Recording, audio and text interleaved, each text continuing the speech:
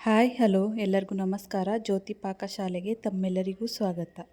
ನನ್ನ cooking videos ನಿಮಗೆ ಇಷ್ಟ ಆದಲ್ಲಿ ಜ್ಯೋತಿ ಪಾಕಶಾಲೆ ವೀಡಿಯೋಸ್ನ ಲೈಕ್ ಮಾಡಿ.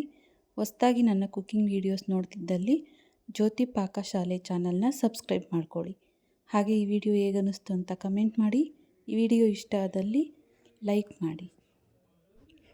ನಾನು ಈ ದಿನ ಸುಲಭವಾಗಿ ಮ್ಯಾಂಗೋ ಐಸ್ ಕ್ರೀಮ್ನ ಮನೆಯಲ್ಲೇ ಹೇಗೆ ಮಾಡ್ಕೊಳ್ಳೋದು ಅಂತ ತೋರಿಸ್ಕೊಡ್ತೇನೆ. ಹೊರಗೆ ತಂದು ತಿನ್ನೋದಕ್ಕಿಂತ ಈ ರೀತಿ ಮನೆಯಲ್ಲೇ ಪ್ರಿಪೇರ್ ಮಾಡ್ಕೊಂಡು ತಿನ್ನೋದು ಹೆಲ್ತಿಗೆ ತುಂಬಾ ಒಳ್ಳೆಯದು. ಬನ್ನಿ ಮ್ಯಾಂಗೋ ಐಸ್ ಕ್ರೀಮ್ ಮಾಡೋದು ಹೇಗೆ ಅಂತ ನೋಡೋಣ. ನಾನಿಲ್ಲಿ ಅರ್ಧ ಲೀಟರಷ್ಟು ಹಾಲನ್ನ ತಗೊಂಡಿದ್ದೇನೆ. ಇವು ಫುಲ್ ಫ್ಯಾಟ್ ಮಿಲ್ಕು.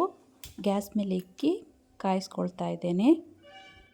ಇಲ್ಲಿ ಒಂದು ಕಡೆ ಬಟ್ಲಿಗೆ 2 ಟೇಬಲ್ ಸ್ಪೂನಷ್ಟು ಮಿಲ್ಕ್ ಪೌಡರ್ ಹಾಲಿನ ಪುಡಿನ ಹಾಕ್ಕೊಳ್ತಾ ಇದ್ದೇನೆ. ಹಾಗೆ 1 ಟೇಬಲ್ ಸ್ಪೂನಷ್ಟು ಕಾರ್ನ್ ಫ್ಲೋರ್ನ ತಗೊಂಡಿದ್ದೇನೆ.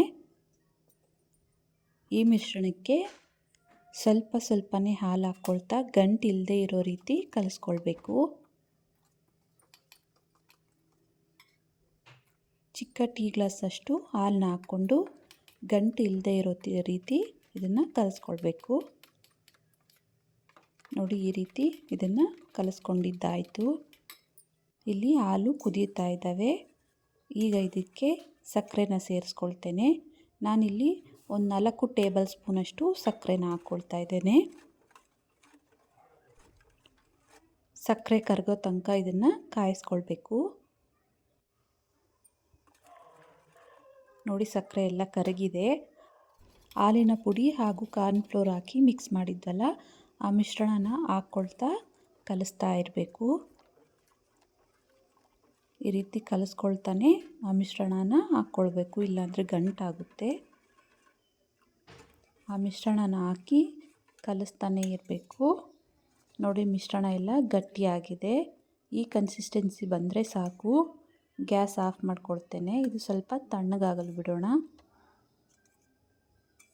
ನಾನಿಲ್ಲಿ ಒಂದು ಮಿಕ್ಸಿ ಜಾರಿಗೆ 2 ಮಾವಿನ ಹಣ್ಣನ್ನು ತಗೊಂಡಿದ್ದೇನೆ. ಸಿಪ್ಪೆ 2 ಕಟ್ ಮಾಡ್ಕೊಂಡಿದ್ದೇನೆ. ಅದನ್ನು ಮಿಕ್ಸಿ ಜಾರಿಗೆ ಹಾಕಿ ಇದನ್ನು ನುಣ್ಣಗೆ ರುಬ್ಕೊಳ್ತೇನೆ. ನೋಡಿ, ಈ ರೀತಿ ನುಣ್ಣಗೆ ರುಬ್ಕೋಬೇಕು. ಈಗ ಇದಕ್ಕೆ ನಾವು ಕಾಯಿಸ್ಕೊಂಡಿದ್ವಲ್ಲ ಹಾಲು, ಅದು ಹಾಕ್ಕೊಳ್ಬೇಕು.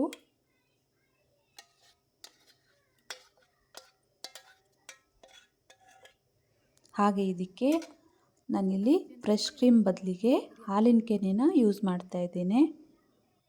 ನಾನಿಲ್ಲಿ 4 ಟೇಬಲ್ ಸ್ಪೂನಷ್ಟು ಹಾಲಿನ ಕೆನೆನ ಹಾಕ್ಕೊಳ್ತಾ ಇದ್ದೇನೆ. ನೀವು ಹಾಲಿನ ಕೆನೆ ಬದಲಿಗೆ ಫ್ರೆಶ್ ಕ್ರೀಮ್ ಇದ್ದರೆ ಫ್ರೆಶ್ ಕ್ರೀಮ್ ಯೂಸ್ ಮಾಡ್ಬೋದು. ಇಲ್ಲ ಅಂದವರು ಈ ರೀತಿ ಹಾಲಿನ ಕೆನೆನ ಯೂಸ್ ಮಾಡ್ಬೋದು. ಮಿಕ್ಸಿಗೆ ಹಾಕ್ಕೊಳ್ಬೇಕು. ಒಂದೇ ಸಮ ಮಿಕ್ಸಿಗೆ ಹಾಕ್ದೇನೆ ಆನ್ ಮಾಡೋದು, 1-2 ಸೆಕೆಂಡ್ ಬಿಟ್ಟು ಆಫ್ ಮಾಡೋದು. ಆ ರೀತಿ ಒಂದು 3-4 ಸರಿ ಹಾಕ್ಕೊಳ್ಬೇಕು. ಆವಾಗಲೇ ಐಸ್ ಕ್ರೀಮು ಕ್ರೀಮಿಯಾಗಿ ಬರುತ್ತೆ. ಈಗ ಇದನ್ನು ಒಂದು ಬಾಕ್ಸಿಗೆ ಹಾಕ್ಕೊಳ್ತೇನೆ. ಇದಕ್ಕೆ ಈಗ ಕ್ಯಾಪ್ ಮುಚ್ಚಿ ಇದನ್ನು 8 ಅವರ್ ಆದರೂ ಡೀಪ್ ಫ್ರಿಜ್ಜಲ್ಲಿ ಇಟ್ಕೊಳ್ಬೇಕು. ಇದನ್ನು ನಾನಿಲ್ಲಿ 8 ಅವರ್ ಫ್ರಿಜ್ಜಲ್ಲಿ ಇಟ್ಕೊಂಡಿದ್ದೆ. ನೋಡ್ಬೋದು, ಗಟ್ಟಿಯಾಗಿದೆ ಮಿಶ್ರಣ. ಈಗ ಇದನ್ನು ಮತ್ತೆ ಮಿಕ್ಸಿ ಜಾರಿಗೆ ಹಾಕ್ಕೊಳ್ತೇನೆ. ಇದನ್ನು ಇನ್ನೊಂದು ಸರಿ ರುಬ್ಕೊಳ್ಬೇಕು. ಮಿಕ್ಸಿನ ಹಾಕಿ 1-2 ಸೆಕೆಂಡ್ ಆದ ನಂತರ ಆಫ್ ಮಾಡೋದು. ಆ ರೀತಿ 1-2 ಸರಿ 3 ಸರಿ ಮಾಡ್ಕೊಳ್ಬೇಕು. ಈ ರೀತಿ ಹಾಕೋದ್ರಿಂದ ಐಸ್ ಕ್ರೀಮು ತುಂಬ ಕ್ರೀಮಿಯಾಗಿ ಬರುತ್ತೆ. ನೋಡ್ಬೋದು ಎಷ್ಟು ಚೆನ್ನಾಗಿ ಬಂದಿದೆ ಅಂತ. ಇದನ್ನು ಮತ್ತೆ ಅದೇ ಬಾಕ್ಸಿಗೆ ಹಾಕ್ಕೊಳ್ತೇನೆ.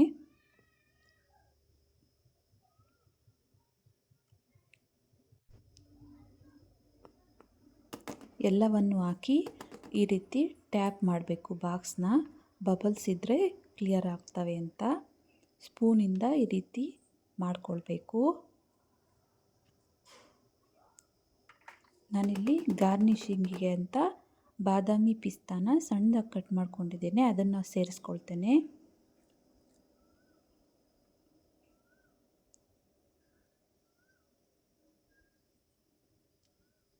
ಈಗ ಇದಕ್ಕೆ ಒಂದು ಪೇಪರ್ ಮುಚ್ಚಿ ಈ ರೀತಿಯಾದಂತಹ ಒಂದು ಪೇಪರ್ನ ಮುಚ್ಚಿ ಆಮೇಲೆ ಕ್ಯಾಪ್ನ ಹಾಕ್ಕೊಳ್ತೇನೆ. ಈ ರೀತಿ ಹಾಕೋದ್ರಿಂದ ನೀರು ಫಾರ್ಮ್ ಆಗೋಲ್ಲ, ಐಸ್ ಆಗೋಲ್ಲ. ಇದನ್ನು ಒಂದು ರಾತ್ರಿ ಇಡೀ ಫುಲ್ ಡೀಪ್ ಫ್ರಿಜ್ಜಲ್ಲಿ ಇಟ್ಕೊಳ್ಬೇಕು. ನೋಡಿ, ನಾನು ಒಂದು ರಾತ್ರಿ ಫುಲ್ಲು ಡೀಪ್ ಫ್ರಿಜ್ಜಲ್ಲಿ ಇಕ್ಕಿದ್ದೆ. ಈಗ ಓಪನ್ ಮಾಡ್ತಾ ಇದ್ದೇನೆ. ನೋಡ್ಬೋದು ಮ್ಯಾಂಗೋ ಐಸ್ ಕ್ರೀಮ್ ಎಷ್ಟು ಚೆನ್ನಾಗಿ ಬಂದಿದೆ ಅಂತ. ಈ ರೀತಿ ಸೌಟನ್ನ ತಗೊಂಡು ಈ ರೀತಿ ತೆಗೆದುಕೊಳ್ಬೇಕು. ನೋಡ್ಬೋದು ಮ್ಯಾಂಗೋ ಐಸ್ ಎಷ್ಟು ಚೆನ್ನಾಗಿ ಬಂದಿದೆ ಅಂತ. ಇದನ್ನು ಬಟ್ಲಿಗೆ ಸರ್ವ್ ಮಾಡ್ತೇನೆ.